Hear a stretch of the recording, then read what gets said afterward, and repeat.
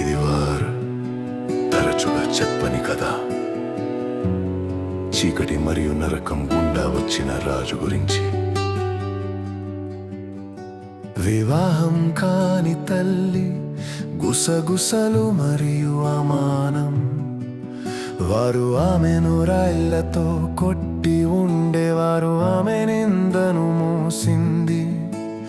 యోసేపు విరిగిపోతున్నాడు, విడిచిపెట్టడానికి సిద్ధం. దేవదూత రాత్రి వచ్చి నమ్మడానికి చెప్పే వరకు 130 కిలోమీటర్లు వారు నడిచారు. ఆమె గర్భవతిగా ఉండగా సౌకర్యం లేదు, విశ్రాంతి లేదు. జనాభా లెక్కింపు డిమాండు చేసింది, ప్రయాణం బలవంతం చేయబడింది. మరియు ఇది పరీక్ష ప్రారంభం మాత్రమే. ఇది నిశ్శబ్ద రాత్రి కాదు, శాంతియుత దృశ్యం కాదు. ఇది నిరాశ, ఇది మధ్యలో ఉంది. రక్షకునికి గది లేదు, జంతువులు నిద్రించే చోట పుట్టాడు. వారి చుట్టూ కుటుంబం లేదు, ఉంచడానికి సౌకర్యం లేదు. స్వర్గపు రాజు చీకటి స్థలంలో అపరిచితులు మరియు కాపరులతో తిరస్కరణను ఎదుర్కొన్నాడు. ఇది సులభం కాదు, సరళమైనది కాదు, ప్రకాశవంతం కాదు. దేవుని కుమారుడు కష్టమైన రాత్రి గుండా వచ్చాడు.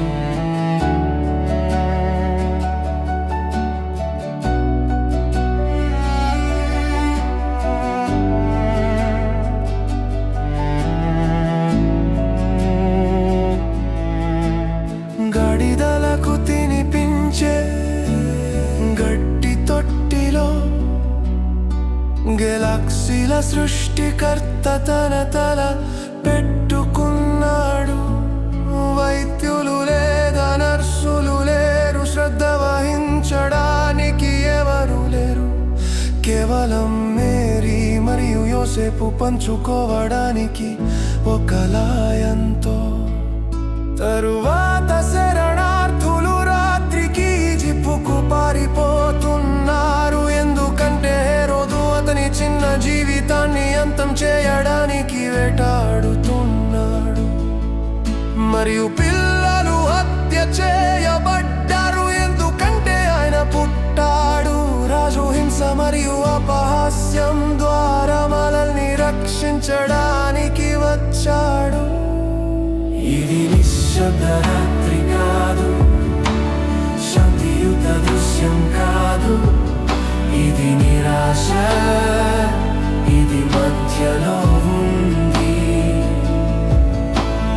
రక్షకునికి గది లేదు, జంతువులు నిద్రించే చోట పుట్టారు. వారి చుట్టూ కుటుంబం లేదు, ఉంచడానికి సౌకర్యం లేదు.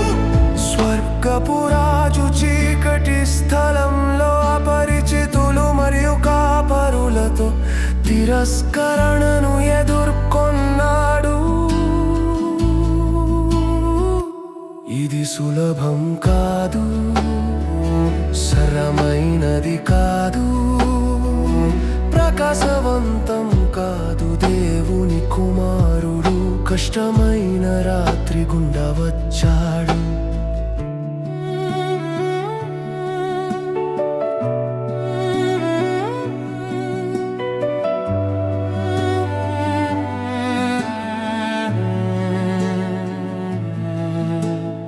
అతని కుటుంబ వృక్షం కుంభకోణం మరియు పాపాన్ని కలిగి ఉంది. తమారు మరియు రాహాబు లోపల వ్రాయబడ్డారు. అతను అందంగా లేడు, చూడటానికి అందం లేదు. అతనిని చూడకుండా వెళ్ళారు, పారిపోవాలని కోరుకున్నారు. రోమ్ యొక్క క్రూరమైన పాలన క్రింద మతపరమైన అవినీతి గందరగోళంగా మరియు విభేదంతో స్పష్టమైన దిశ లేదు. కానీ దేవుడి గజిబిజిని ఎంచుకున్నాడు ఈ విరిగిన సమయం. బాధల రేఖ ద్వారా తన కుమారుడిని పంపడానికి, మరియు అతను పెరిగే కొద్దీ అది సులభం కాలేదు. శారీరక నొప్పి మరియు తిరస్కరణ అతనికి తెలుసు. అతని స్వంత ప్రజలు అతనిని తిరస్కరించారు, అతనిని దూరం చేశారు. అతను ప్రార్థించమని అడిగినప్పుడు అతని దగ్గరి స్నేహితులు నిద్రపోయారు. వారి చౌక విరవతు అమ్మబడ్డారు. అతని విరయపూర్వక జన్మ కోసం కొత్తగొనిగారు మరియు అపహాస్యం చేయబడ్డారు. నేరస్తుల మధ్యని తీయబడ్డాదు చీకటి మరియు అవమానం. కానీ అతను తన తండ్రి పేరున అన్నింటివి చేశారు. ఇది నిశ్శబ్ద రాత్రి కాదు, శాంతియుత దృశ్యం కాదు. ఇది నిరాశ, ఇది మధ్యలో ఉంది. రక్షకునికి గది లేదు, జంతువులు నిద్రించే చోట పుట్టాడు. వారి చుట్టూ కుటుంబం లేదు, ఉంచడానికి సౌకర్యం లేదు. స్వర్తిపురాజు బాగల ముఖాన్ని తెరిసోన మనకు గయ యువరానికి అన్నంటి గుండా వెళ్ళాడు.